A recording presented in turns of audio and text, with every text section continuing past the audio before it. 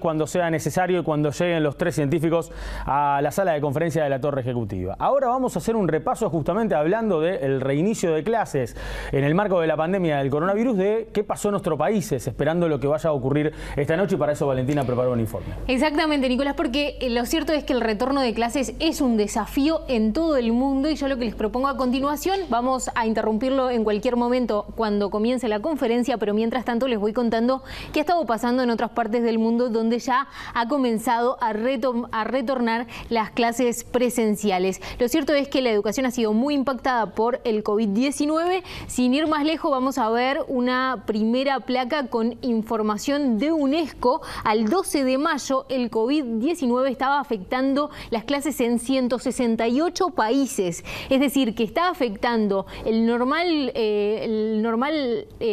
curso de las clases justamente en 1.200 millones de jóvenes en todo el mundo, lo que representa más del 70% del total de los estudiantes. Es un montón de gente que ha perdido clases en estos últimos meses y por tanto volver a la presencialidad está siendo un desafío. Tanto así que vamos a ver en la siguiente placa, en esta que tengo aquí atrás, un mapa del mundo. Les voy a contar a continuación qué significa esto.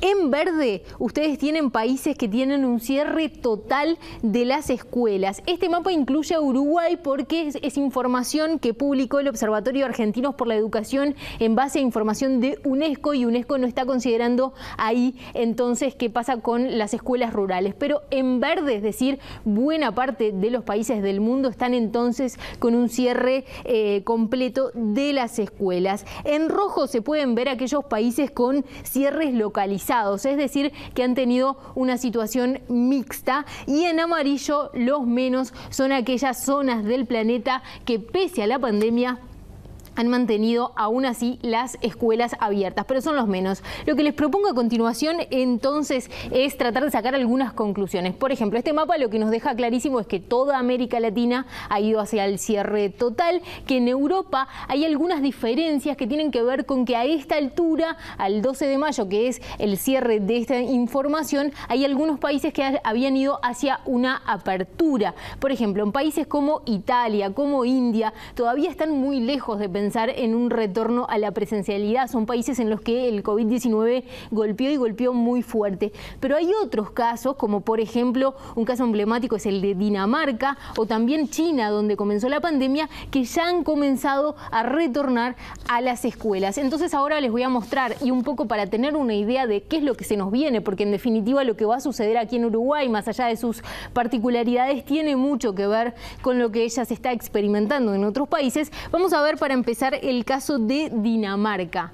¿Qué pasó en Dinamarca? Bueno, Dinamarca tuvo 23 días con las clases completamente cerradas, sin clases. Volvieron pronto, pero con un estricto protocolo de higiene. No se permite el ingreso a padres a ninguna escuela. Además, cada alumno tiene su propio escritorio y está separado en 1.8 metros del siguiente. Además, en los recreos solamente pueden jugar grupos pequeños de estudiantes, y además en Dinamarca tienen la obligatoriedad de los alumnos de lavarse las manos cada 1 hora.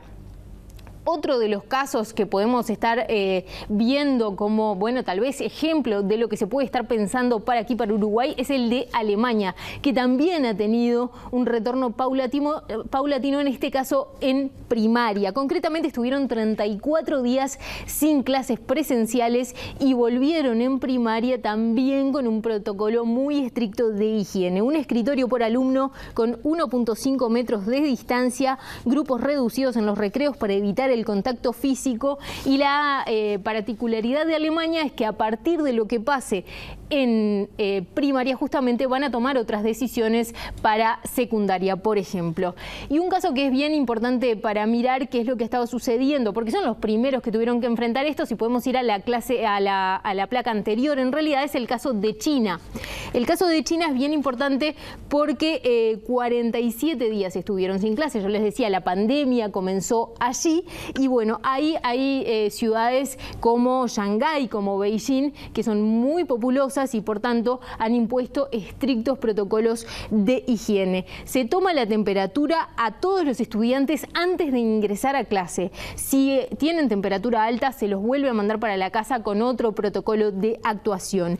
En una ciudad como Beijing, que tiene millones y millones de habitantes, deben completar los estudiantes una encuesta en una aplicación similar a la que tenemos aquí en Uruguay, Coronavirus UI, que calcula esta aplicación el riesgo de infección. Ellos tienen que, los estudiantes, completar una serie de requerimientos y a partir de eso la aplicación le detecta si tiene riesgo bajo o alto de infección. Si tiene riesgo bajo, entonces puede ir a clase ese día. Si tiene riesgo alto, se tiene que volver para su casa. Y además, allí también se entregan termómetros personales a los alumnos y se tienen que estar tomando la temperatura 2 veces por día como mínimo, como otra de las características que está teniendo varias de las ciudades más populosas justamente de China para controlar el COVID-19 y evitar que vuelva a haber un rebrote de la pandemia. Esos son 3 casos. Ahora lo que les propongo es ver en general, porque este estudio que yo les estaba citando lo que hizo fue hacer un relevamiento de todos los países en los que volvió de alguna manera las clases presenciales, y ahí podemos ver obligatoriedad en el uso de barbijo, pupitre individual por alumno y distanciamiento entre bancos, interacción entre los alumnos solo en grupos muy reducidos y la obligatoriedad del lavado de manos e higienización continua, así como un regreso a las clases segmentado por grupo. Esas son como las características que se están llevando adelante en todas partes del mundo. Bien. Comienza la conferencia entonces, hasta acá este informe, pero vamos a ver entonces qué resultados tuvo la reunión que tuvo el presidente Luis Lacalle Pou con su comité de expertos, porque está comenzando a esta hora en Torre Ejecutiva la conferencia.